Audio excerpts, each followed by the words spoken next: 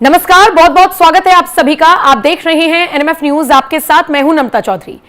ये जो आदमी है ना, ये नहीं, इससे पहले वाला डोनाल्ड ट्रंप, अमेरिका के राष्ट्रपति, ये आदमी बहुत चालाक है। मतलब वक्त पड़ने पर इसे जो भी करना पड़ेगा अपने देश के लिए, क्योंकि नेशन फर्स्ट की पॉलिसी पर यह आदमी काम करता है और वाकई में इंप्लीमेंट भी उसे करता है।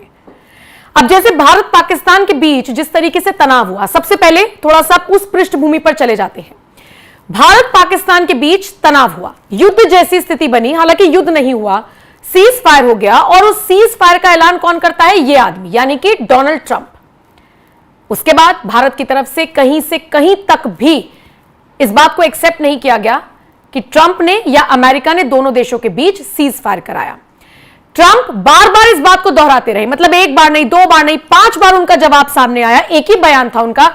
6ठी बार जाकर उनका बयान थोड़ा सा पलटा और फिर 7वीं बार उन्होंने कह दिया कि शायद आप लोग नहीं मानेंगे या मुझे इसका क्रेडिट नहीं देंगे। मतलब इस आदमी को क्रेडिट चाहिए था कि मैंने 2 परमाणु जिनके पास है उन देशों के बीच सीज फायर कराया। लेकिन देश के प्रधानमंत्री नरेंद्र मोदी को हमने सुना था जिसमें उन्होंने कहा था कि भाई वहां के डीजीएमओ का हमारे डीजीएमओ के पास फोन आया, वो गिड़गिड़ाए और उसके बाद फिर हमने इस पर फैसला लिया। यानी कि भारत सरकार की तरफ से साफ कह दिया गया कि जो कुछ भी फैसला लिया गया है इसमें किसी तीसरे आदमी का, किसी तीसरे देश का हस्तक्षेप नहीं है, सिर्फ और सिर्फ हमारा यह फैसला था, क्योंकि हम शांति प्रिय देश हैं। हालांकि नरेंद्र मोदी ने यह भी कहा था कि अब बात पीओके पर होगी और आतंकवाद के खिलाफ होगी। यह हमने पाकिस्तान को सीधा मैसेज दे दिया है। अब आप सोचकर चलिए कि ट्रंप को निश्चित तौर पर यह बात बड़ी चिढ़ाने वाली थी कि भारत तो भाई आपको क्रेडिट दे ही नहीं रहा है। यहां तक कि अमेरिका के तमाम अखबारों में, मीडिया हाउसेस में इस बात को प्रमुखता से चलाया गया कि भारत ने ट्रंप को जगह नहीं दी है, मोदी ने अपने बयान में ट्रंप को जगह नहीं दी है। इन सबसे आहत होकर ट्रंप मुलाकात करते हैं सीरिया के उस राष्ट्रपति से जिसको वैश्विक आतंकी घोषित किया जा चुका था, जिस पर अगर भारत के हिसाब से मैं आपको बताऊं तो 80 करोड़ के आसपास का जिस पर इनाम था। उससे मुलाकात कर रहे हैं ट्रंप, जिसके बाद कहा जा रहा है कि अपने फायदे के लिए, अपने देश के फायदे के लिए यह आदमी कल को अगर हाफिज सईद से मुलाकात करनी पड़ जाए तो यह कर लेगा।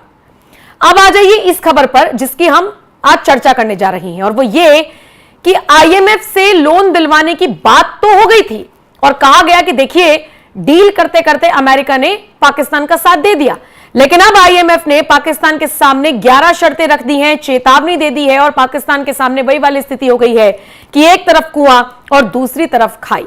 बताते चले, भारत पाकिस्तान दोनों की तरफ से जब हमलेबाजी हो रही थी, जब सीमा पर हमले हो रहे थे और पाकिस्तान फिर से कंगाली की हालत पर आ गया था, उस वक्त आईएमएफ यानी अंतर्राष्ट्रीय मुद्रा कोष ने आतंक के इस पनाहगार देश को आर्थिक मदद देने के लिए $1 अरब के लोन को मंजूरी देकर दुनिया भर में अपनी किरकिरी करा ली थी।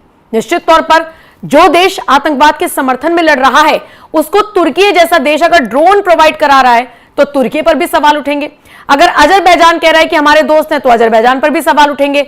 अगर ट्रंप उसको पैसा दिला रहे हैं तो निश्चित तौर पर अमेरिका पर भी सवाल खड़े होंगे, आईएमएफ पर भी सवाल खड़े होंगे।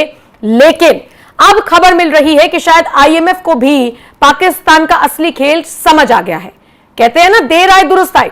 शायद इसीलिए वैश्विक निकाय ने बेल आउट की अगली किस्त जारी करने से पहले 11 नई शर्तें पाकिस्तान के सामने रख दी हैं और इसी के साथ पाकिस्तान के लिए बड़ी चेतावनी भी जारी कर दी है, जिसके बाद लोग कह रहे हैं कि लो भैया लगा दी नजर। बेल आउट पैकेज से पहले आईएमएफ ने पाकिस्तान के सामने 11 शर्तें रख दी हैं। शर्तों का अभी ऑलमोस्ट खुलासा नहीं हुआ है, लेकिन जिस तरीके से धमकी दी गई है और कहा गया है कि पैसा तभी मिलेगा जब पाकिस्तान ये शर्तें पूरी करेगा, ऐसे में कहा जा रहा है कि पाकिस्तान फंस गया है। आपको बताते चले, भारत पाकिस्तान तनाव के बीच पाकिस्तान को भारी भरकम कर्ज देने के बाद अब आईएमएफ को शायद यह आभास हो गया है कि भाई मेरा पैसा डूबेगा।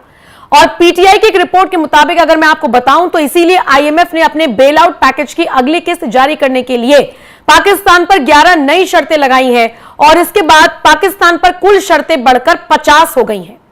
आईएमएफ की ओर से पाकिस्तान को साफ साफ कह दिया गया, अगर आपने शर्तें पूरी नहीं की तो फिर अगली किस्त आपको जारी नहीं होगी। मतलब एक तरफ जब भारत पाकिस्तान के साथ विवाद हुआ तो आईएमएफ ने मदद की, लेकिन अब खबर मिल रही है कि आईएमएफ को लग रहा है कि भैया मेरा पैसा डूब ना जाए, तो इसीलिए 11 शर्तें लगाई हैं और सोचिए पाकिस्तान पर अब कुल शर्तें 50 हो गई हैं। मतलब ये देश 50 शर्तों को पूरा करते करते निश्चित तौर पर बर्बाद ही हो जाएगा, क्योंकि उसके अंदर तो खुद गृह युद्ध के हालात हैं। आपको बताते चले, आईएमएफ ने पाकिस्तान को मौजूदा एक्सटेंडेड फंड फैसिलिटी उसके तहत लगभग 1 अरब अमेरिकी डॉलर की किस्त जारी करने की मंजूरी दी थी। आईएमएफ ने मौजूदा 7 अरब डॉलर के बेल आउट पैकेज के तहत पाकिस्तान के लिए क्लाइमेट रिजाइलेंस लोन के लिए भी अतिरिक्त 1.4 अरब डॉलर की राशि मंजूर की है। लेकिन जब यह किस्त जारी करेंगे तो उसके लिए कहा गया है कि आपको 11 शर्तों को मानना होगा। यानी अब मानकर चलिए कि पाकिस्तान को आईएमएफ ने कुल मदद 2.4 अरब डॉलर की है।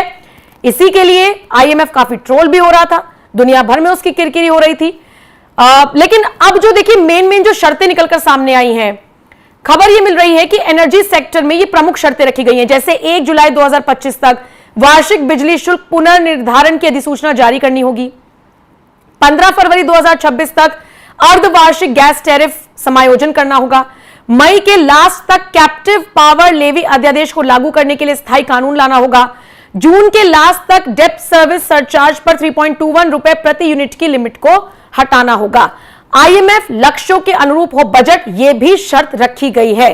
कुल मिलाकर पाकिस्तान को चेतावनी यह भी दी गई है कि 11 नई शर्तें लागू करें, उसके बाद अपनी रिपोर्ट भेजें, और अगर ऐसा नहीं होता है तो फिर जैसा कि मैंने आपको बताया कि लोन तो जारी करने का ऐलान कर दिया गया था, लेकिन पाकिस्तान इस वक्त फंसा हुआ नजर आ रहा है, क्योंकि आईएमएफ ने सीधे सीधे तौर पर चेतावनी दे दी है। आपको यह भी समझना होगा कि आईएमएफ की पाकिस्तान को यह चेतावनी ऐसे वक्त में आई है जब पहलगाम आतंकी हमले के बाद भारत ने ऑपरेशन सिंदूर के मद्देनजर दुनिया के कई देशों में अपने डेलीगेशन को भेजा है।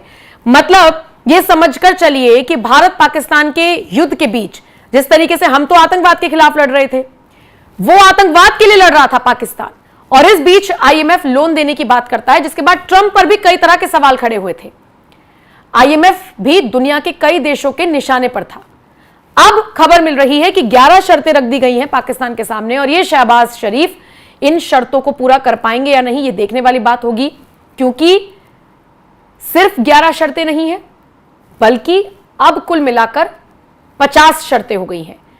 अब वो देश जो अंदर ही अंदर गृह युद्ध जैसे हालात झेल रहा है, भाई बलूचिस्तान वहां पर अलग होने को तैयार है, गिलगित बाल्टिस्तान वहां पर अलग होने को तैयार है, सिंध प्रांत के लोग अलग अपना गुस्सा जाहिर कर रहे हैं, बीएलए कभी भी बम फोड़ देता है, आईडी ब्लास्ट कर देता है ट्रेनों पर और पाकिस्तानी सैनिकों पर।